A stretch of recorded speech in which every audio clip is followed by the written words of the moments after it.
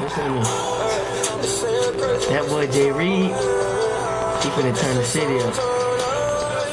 Culture.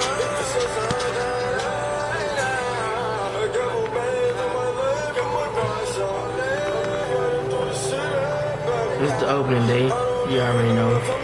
Lil' bro's in here turn. Happy for big, bruh. And what we do.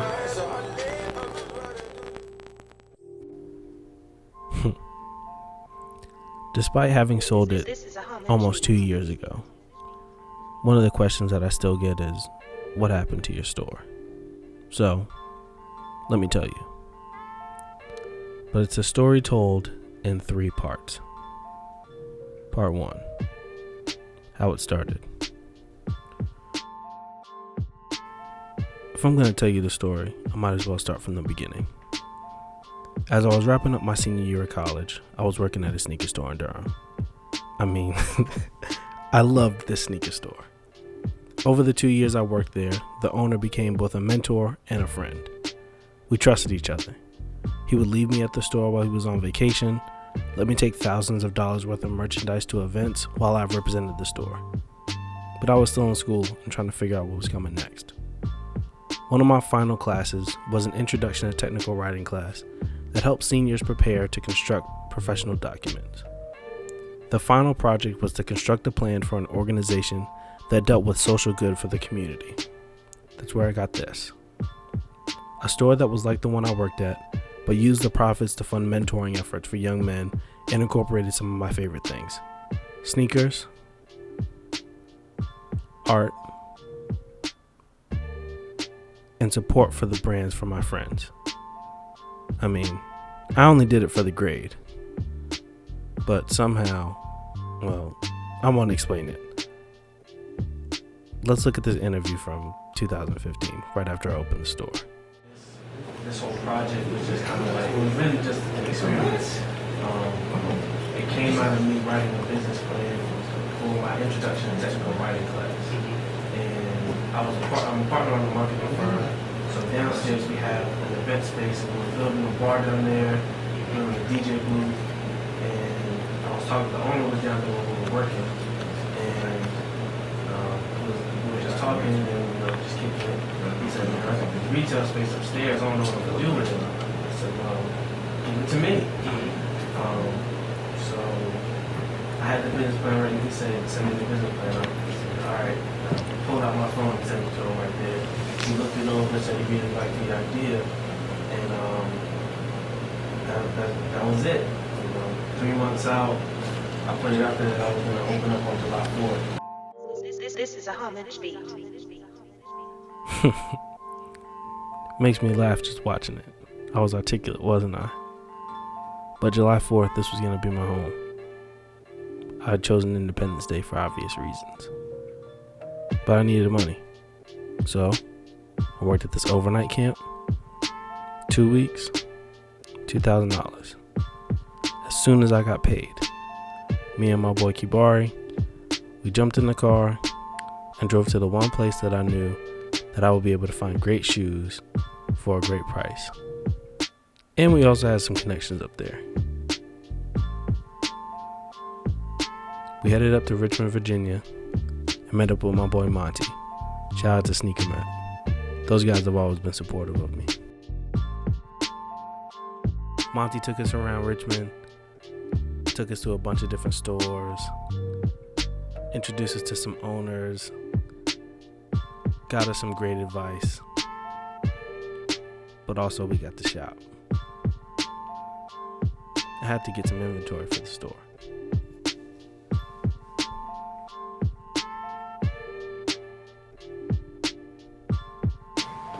And he had to get some inventory for himself.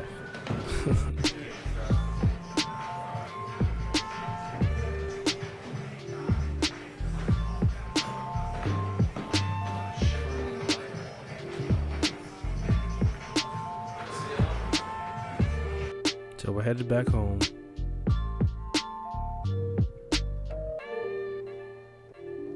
It's the last weekend.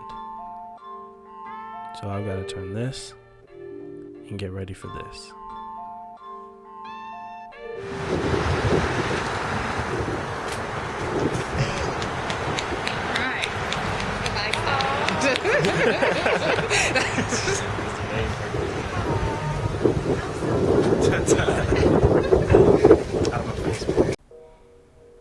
This is happiness right here. I had finally started something. I'd been an entrepreneur for a while, but the store was up and running. I was getting a bunch of love. People from DC were coming down, Richmond, Charlotte, Raleigh, and Durham, of course. I was getting love from everywhere.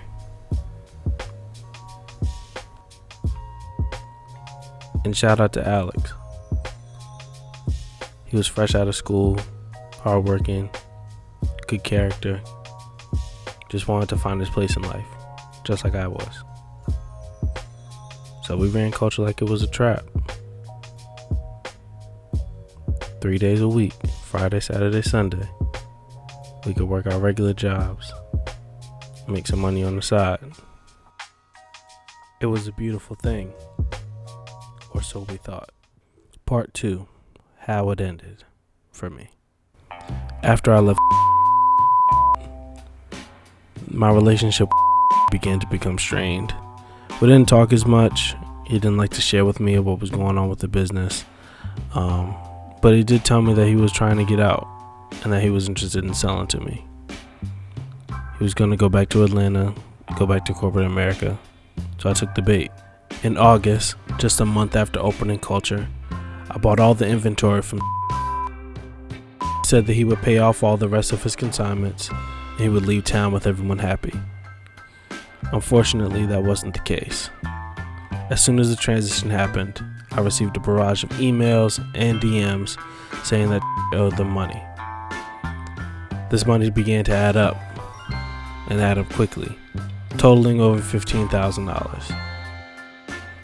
And when I asked about it, he deleted his email and blocked my phone number.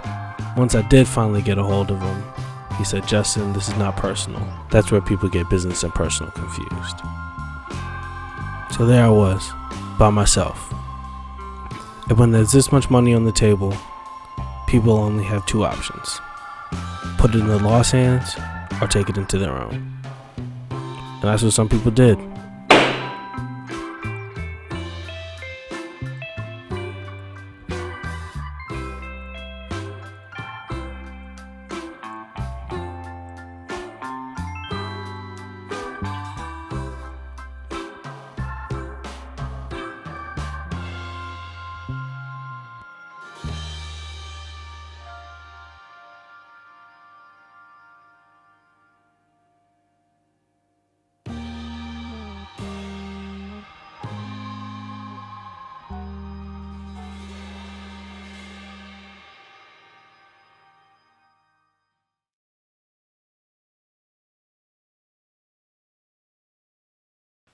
Although my time with Kulture was over, I knew that I still wanted to be an entrepreneur. The biggest lesson that I learned from selling the store and being a part of this whole sneaker store and consignment store experience was that if I was going to be an entrepreneur, I wanted to own 100% of everything that I created. And I don't have a factory. I'm not an engineer. Although I have technical skills, I'm not a builder. And because we live in such a digital age and we live in the age of technology, I looked into media. So I took the money that I got from selling the store and I bought like $500 worth of podcast equipment. And I wasn't even sure how to podcast or really what a podcast was, but there were two things that I listened to that were super influential in that time. The Joe Budden podcast when it was first starting, and another podcast called Church for the Wild. And it was really just friends taking the everyday conversations that they had and sharing it with the world, and that was inspiring. While I was operating the store, I was still working on campus at one of the local universities, and more specifically in the School of Business. So I started to learn some of the technical terms for business and what it meant.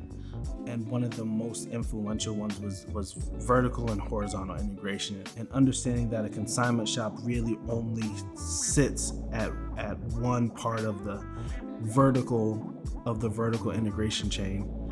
And I knew that the next thing that I wanted to create incorporated a lot of the other steps in whatever industry that it was in. And so I wanted to start something where I could own 100% of everything that I produced and everything that I sold because of the experience of selling other people's things and selling other people's products and how much trouble and strife that it caused in my life. During this time, I really wanted to market my podcast. As I'm producing these different podcasts and I'm beginning to work with different people and I'm starting to travel the country, I'm building connections with people that are not just looking for podcasts. I knew that I needed to market my own thing. So I bought a little Canon T3. That was the first camera that I purchased for myself. And because of that, I've been able to operate across the country, four different continents, a crazy amount of love and support, working with some of the best around the country, making a lot of great friends and making a lot of great connections, and learning about people's story and telling people's stories has been super impactful in how I approach even not only just my business, but my everyday life. So in some ways, even though I'm no longer a part of the store, culture is still alive.